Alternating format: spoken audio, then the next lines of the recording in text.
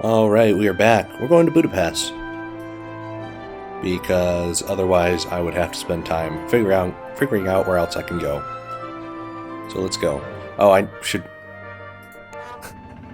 probably not narrate. I forget that time passes even when nothing's happening. When I'm in a menu. I always used to have nightmares as a kid. That things were happening in slow motion even when I paused the dream.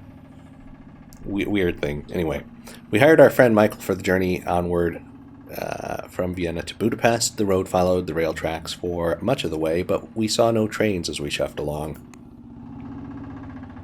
Let's comb our master. Okay, I guess he feels better when you comb him. We arrived in the evening without incident.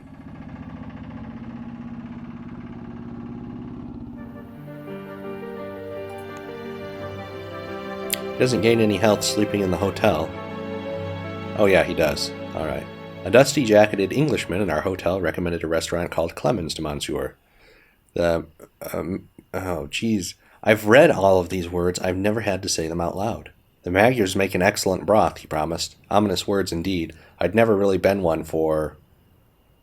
broth. Oh boy. Broth, in my humble opinion, is merely an incomplete consommé, at best an inferior bouillon. Monsieur Fogg was set on the matter, however. I concealed my trepidation with professionalism. We settled to dinner at Clemens, where our soup, arrived in a gleaming silver tureen. My master, a man of impeccably high standards, even remarked upon the turene's flawless polish. At which point it exploded! Splattering myself, Monsieur Fogg, and an extremely bewildered waiter in admittedly delicious salmon broth. A fellow diner had been struck by the edge of the tureen lid and was bleeding from the temple. I attended to Mr. Fogg, who looked remarkably unperturbed by the entire affair. Perhaps in English, exploding entrees were commonplace. The head chef had, by this time, emerged from the kitchen. He pointed toward the wall and began a voluble rant which needed little translation. The broth had splattered the ivory wall in the intricately curved shape of a lily, unmistakably the symbol of the Artificers' Guild. I guess let's look at the vessel. Right at the bottom was a tiny automaton, the size and shape of a scarab beetle. It was rather clogged with soup and a bit dented, but its metal legs were still kicking. Clearly, it was responsible for the symbolically exploding soup. I pocketed it while everyone's attention was otherwise occupied. I'm kind of curious if that happened because I stole the guild medallion. I looked around at the chaos caused by a single bowl of exploding soup. What did you do to the guild? Our waiter sighed. They were banned by the Emperor so we could make our own imperial automata out of sight of their control. The guild is growing more vocal in its objections. The guild was growing heavy-handed. It was one thing to have a political dispute with a state about the production of automata. It was quite another to start ruining perfectly delicious dinners. We stayed for the main course, but did not enjoy it. The incident had rather shaken my confidence, and I could see my master was concerned. How many more exploding broths could our precarious journey survive?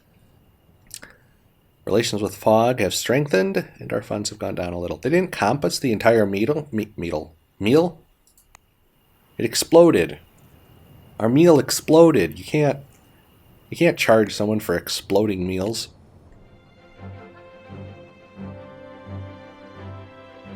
You'd have to take boat from there.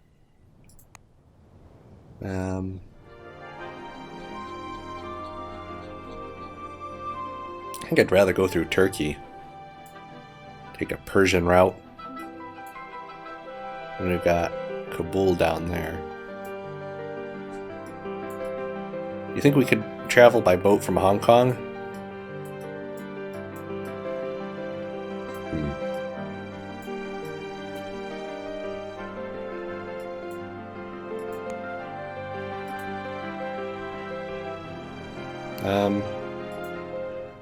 Here we are. plan. I would like to... Okay, so we have to stay the night. Fair enough. I guess let's go to the market for some reason.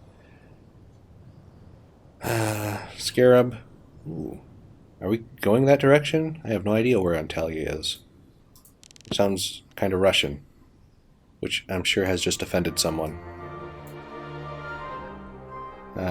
Oh, you can't see the names of things in this.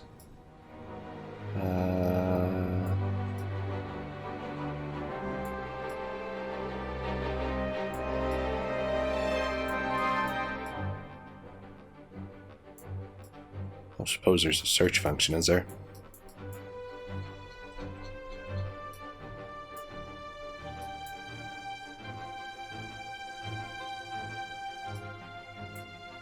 No idea where Antalya is. And I don't think I'm going to find out anytime soon. Ah, here we go, Turkey. Okay, so we might actually get there, so I guess I'll keep the Scarab. Is there anything else I could get a good deal on?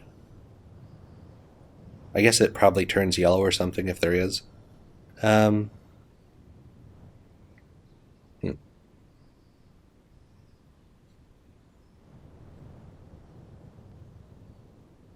guess let's take the absinthe. We're not going to Moscow though. Let's take the vodka in case it comes into play with a story later. Oh, we can buy an extra suitcase. But then some things don't let us take more than one suitcase, right? Well, I guess we'll try that. Is this part of some heavy storm set? We'll take the absinthe in case that also becomes relevant in some event. With what remained of the day, I afforded my master every service, ensuring he had fresh tea with the hopes he would have a comfortable night. All right.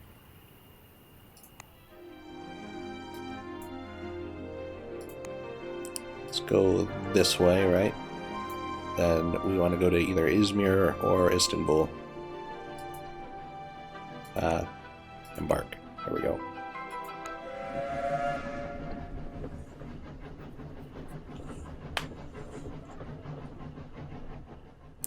Today we turned south. The Orient Express Company ran a spur line from Budapest that swept down the length of Europe to Athens.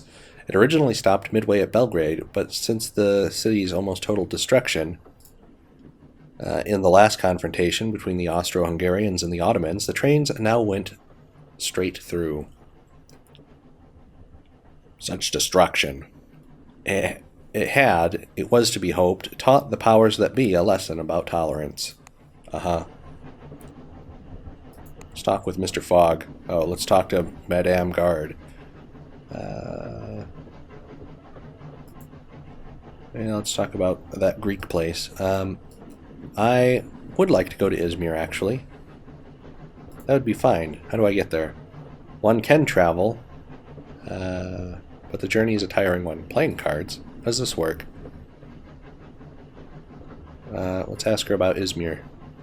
Did you know you can get to Istanbul from Izmir by public carriage? I don't know why I'd want to. Let's ask about Istanbul. It's the only city in the world to straddle 2 continents. But now, you are holiday makers? No, we're going around the world. Alright. See you later. Got what I wanted. Oh, I still don't know how to get to Antalya. Despite knowing to expect it, I couldn't help but gasp as we swept through the empty husk of Belgrade. It seemed home only to ghosts. I have switched between Belgrade and Belgrade. I'm pretty sure it's Belgrade. Looked like a perfectly preserved museum exhibit. To all appearances, one might believe that there had never been people here at all. Quite what had happened, nobody truly knew. The roads, houses, viaducts were all still standing. The gas lamp still burned, but not a single voice cried out, and not a single door or shutter moved. I asked my man his thoughts, and he said he fears that our age is seeing a great experimentation in warfare, much as in every other walk of life. Well, I hope you're wrong. Yet, I am not, but at least the trains move faster. His answer seemed to me as bleak as Belgrade itself, but as the Orient Express left it behind, it carried us toward a long evening of gentle wines and candlelight, which went some way towards lightening the soul.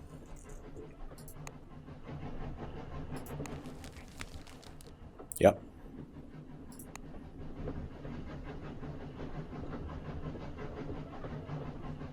What do these light blue things mean?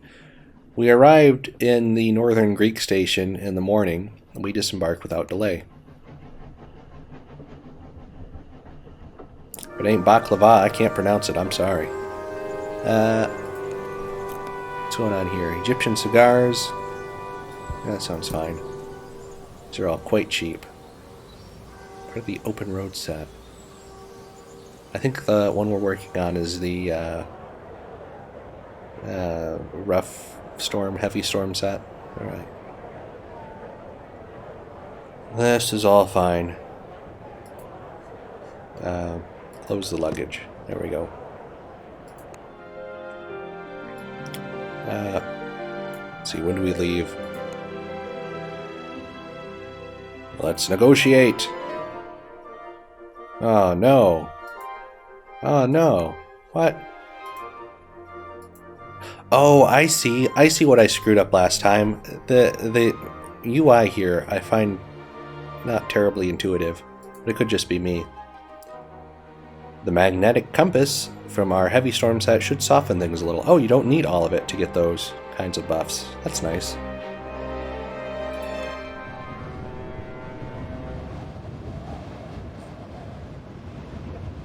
Excuse me while I crack my bones. We boarded the daily ferry across the Aegean Sea and then sat out on the deck enjoying the sunshine, getting some much needed rest. We're going to be all sunburned now. We'll wait. Guild spokesman confirms bomb in soup not aimed at fog. Oh, I should have conversed so I could figure out where and tell you how to get there. Other passengers milled around, talking loudly and drinking ouzo chilled by chips of ice carved from bricks in the hold of the ship. Kept a close eye on our possessions. This place had an air of a souk. I don't know what a souk is. That might be teeming with cut purses. Otherwise, I spent my time playing canasta. Oh. Alright. With a somewhat frenetic Persian gentleman who proved to be a fearsome opponent. Why do we have the option here? I broke even. After an enjoyable to and fro of play, during which I learned that the infamous toy maker of Herat was once a creator of devastating weaponry. Okay. I'll keep that in mind. The medallion could be sold here. Alright. That's not really handsomely. We're not going through Karachi, are we?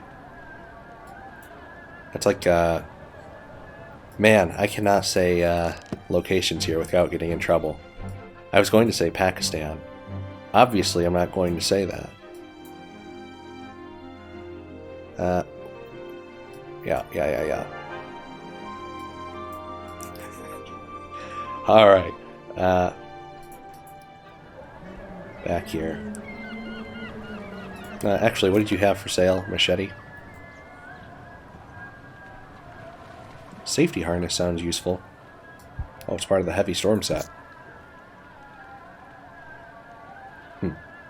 Yeah, we might be going through a desert. Ooh, a water bladder would be more useful though, wouldn't it? Get the water bladder.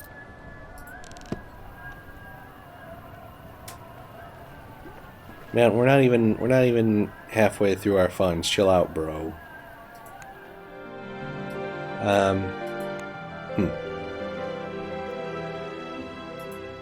This might be problematic.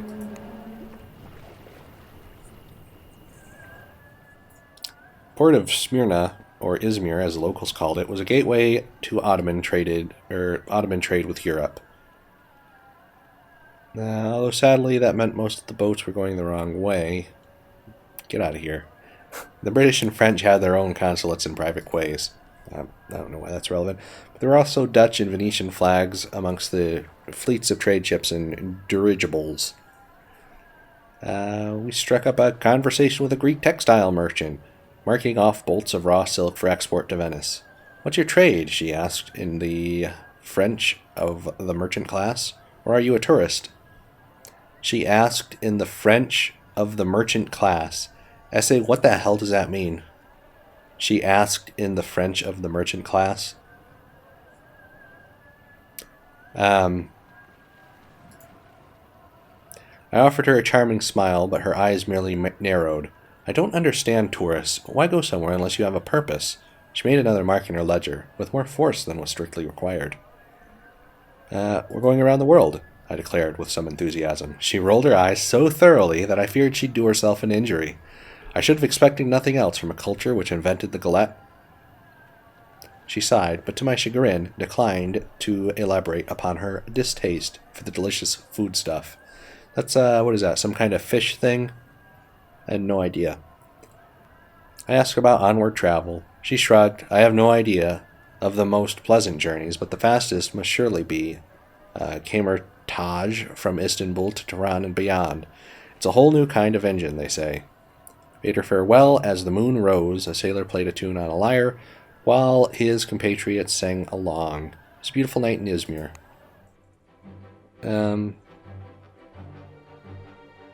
That's a stupid route.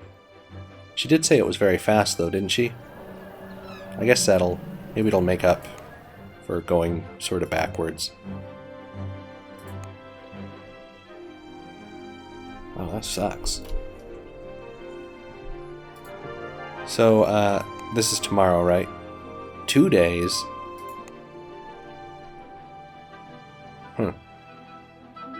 That's quite expensive. I guess we'll wait.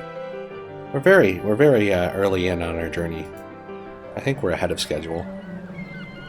Let's explore and stay at a hotel a couple days, I guess. I took a brief turn about the docks once more in the late afternoon and came across a cheerful fisherman's. Oh, right. That's where I need to go. Yes, I thanked him. Delightful. So he will be sailing us over to Antalya. Further along, I encountered a few grizzled souls playing dominoes. Apparently we hate dominoes. A despicable pastime. Alright.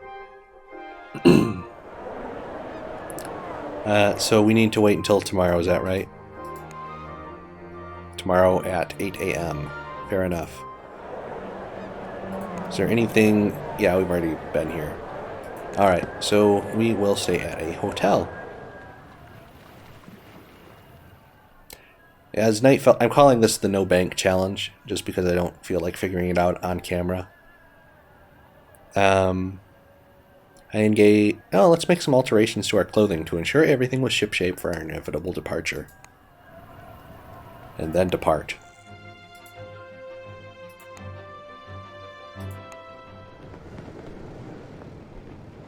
Luckily, we're all set for sailing. We boarded a small boat that smelled of various kinds of fish, and which put out from port at first light.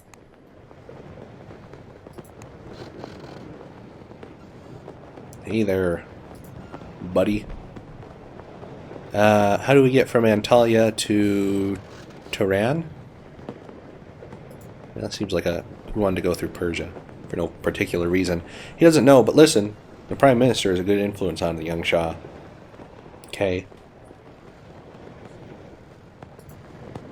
What more can you tell me about it? Their airships are the fastest in the sky. Okay. Cool. I could have been a fisherman. Slow glint of the waves that could lull one to sleep if the fish themselves weren't so damn slippery. The silence of the open water, no one to issue orders. Expect warm baths or cups of tea at exactly the correct temperature and with the requisite half finger of milk. This doesn't sound like our character at all. The pleasant work of skinning and gutting the catch as it lands on deck before it can flop away. Yes, I could have been a fisherman. but sadly I had the misfortune to become an acrobat in an early age, and after that a valet. When I finally left the deck and went below to attend my master, he merely averted his nostrils, declaring, "We smell a fish. We're now sharp." Okay.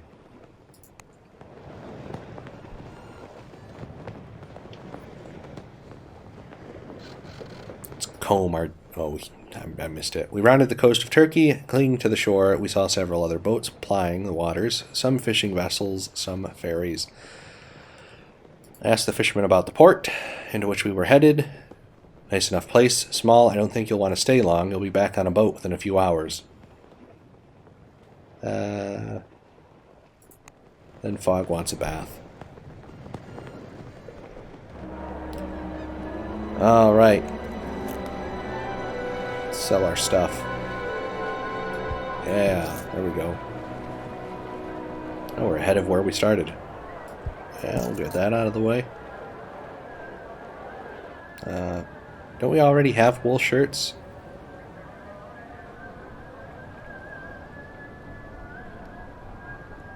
What happened to our wool shirts? Don't feel like we'll be passing any of those areas. This, however, will be useful. That may also be useful, I'm not sure.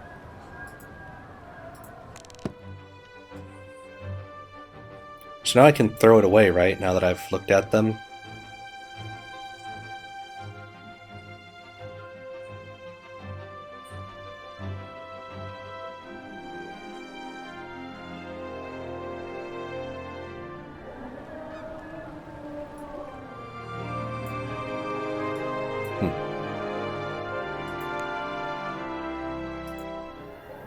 Oh, are those actual other people?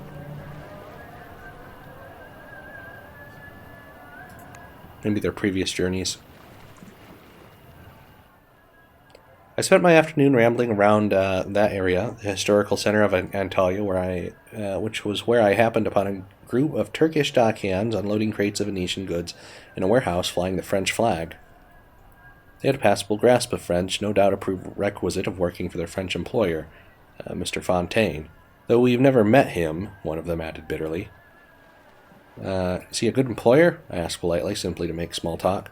Alas, my innocent inquiry was not taken as such. Why do you ask? A dockhand fired back, crossing his arms. Perhaps you are, Mr. Fontaine. He found me out. I gave a shifty chuckle, the sort Fontaine of my imaginings would permit himself.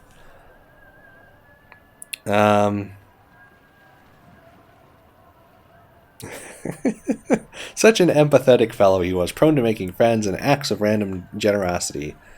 I wound up doling out banknotes quite haphazardly. They cracked open a crate to reveal a treasure trove of Venetian glass, glittering blue-green. We will be taking their glass. We lost some funds. Our relations with Fogg have strengthened slightly, and we are still organized. Okay. There we go. That's... Oh, there's... Well, I don't really want to take that route. Let's try, though. Maybe we'll get something from Beirut. Yeah, let's go.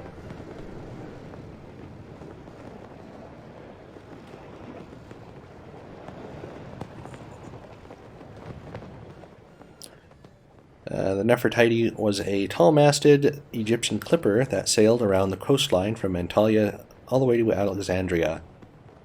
I asked if he had considered longer voyages via the Suez Canal, but he only laughed. The fees, young man, are quite extortionate. How extortionate? He gave me a pointed look. You'll not buy me or my boat, he replied. If that's your intention, my liberty is worth more coin than you have. I nodded, and we did not pursue the conversation further. How about this sailor? Hold this rope, would you? What's it you want? We already know about these routes, so I guess just Beirut in general. Ah, here we go. Beirut, Baghdad? Sure. Let's just get all of the routes. Oh, I guess we can't. Tell me about Baghdad. Some people say you can pick up ancient artifacts in Baghdad that will sell for a fortune in Dubai.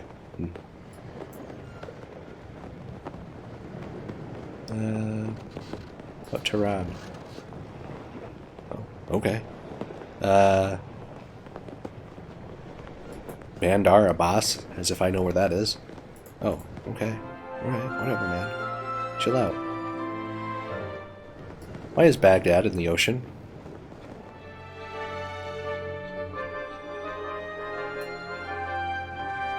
Oh, okay, it's not.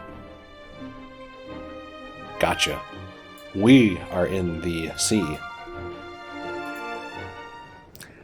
The evening drew on, and the crew served gin slings with great cheer. The captain nodded to me as the liquor was poured.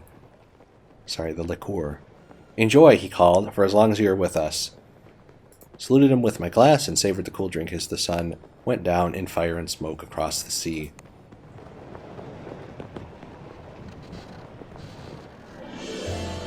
All right, that's going to do it for us today. I will see you tomorrow. Did he try to shift that dagger of his onto you? He asked. I took the dagger from my belt, and Lawrence all but shrieked, You brought it on board a hot air balloon? Are you insane? Surely you don't believe in curses. Not curses, engineering, Loring replied. Did you not notice the marks in the holes in the walls of the hotel? The dagger moves by itself. I looked down at my belt with alarm. The blade was resting against my thigh, quite still, for now.